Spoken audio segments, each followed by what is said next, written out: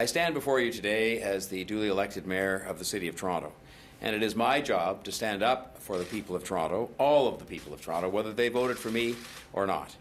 And I firmly believe that one of my fundamental responsibilities is to protect the democracy which binds our society together.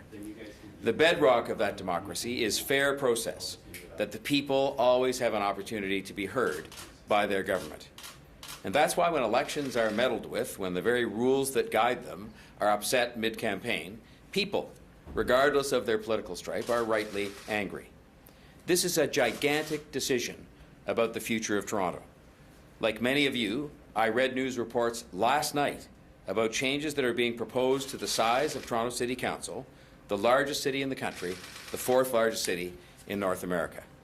I then spoke to Premier Ford and told him in no uncertain terms that the process around this stunning and massive change is absolutely not right. I want to be clear.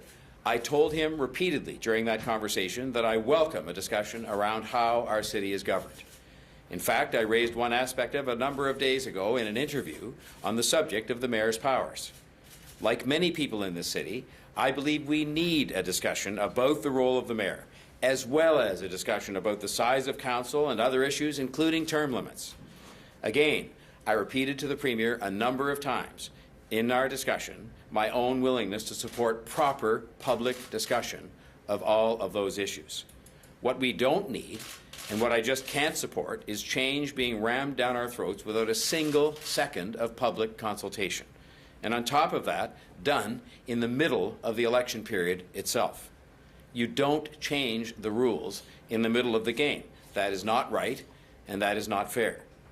I have always believed that. I have been consistent on that as mayor, not changing the rules in the middle of the game, because it is just not the right way to bring about change. But that's what we have here. Hundreds of people, for example, have put their names forward to run for council. They've raised money, they've been out campaigning, and all of a sudden they're being told, stop, we're not doing it that way anymore. What happens to them? Do they continue on, or do they change where they're running? How does that work?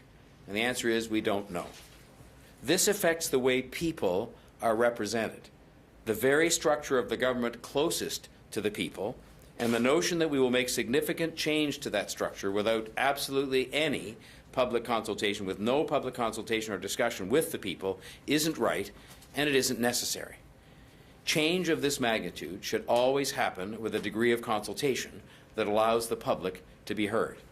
We've actually heard those very words from this government on other issues.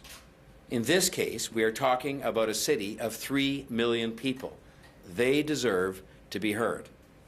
They promised to be a government, the Ford government did, for the people. They campaigned on that every day.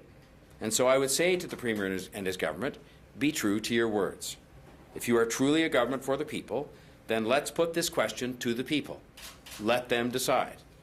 And so I will be moving a motion later this morning at City Council or this afternoon to instruct our city clerks to find a way to have a referendum held, whether it's on the ballot for the October 22nd election or otherwise. And the question can be very simple. Do you support reducing the size of the City Council from 47 to 25? Yes or no? It isn't so much the question that matters as it is the fact there will then be on that question, or on the whole matter of this, a very full public discussion in the fullest and most open possible way. We would live with the result, whatever it is, but at least the people, it will be the people, all of them who choose to vote, who will decide. We are here to serve our residents. They pay the bills. They are the ones that put us in office, and so they should get to have the say. To unilaterally decide in the middle of an election campaign to make a massive change in the way the city is governed isn't right, and it isn't fair. One of the reasons we live in the greatest country in the world is because we collectively make rules and we follow them. And when we change the rules, we do it in a way that listens to the public and follows one form or another of due process. The city I want to lead is one where elected representatives, the mayor in particular, listens to the people. That is the very foundation of our civic system and of our democracy. It's true, the province does have broad powers to do as it chooses when it comes to the City of Toronto. The way the law is set up, the City of Toronto is a creation of the province.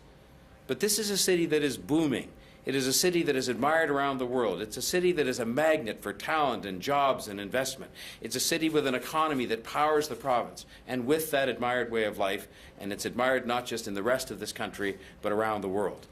And all of those wonderful things are because of the people who call Toronto home, the 3 million people who live here. They've never been asked about this. It's never been discussed with them.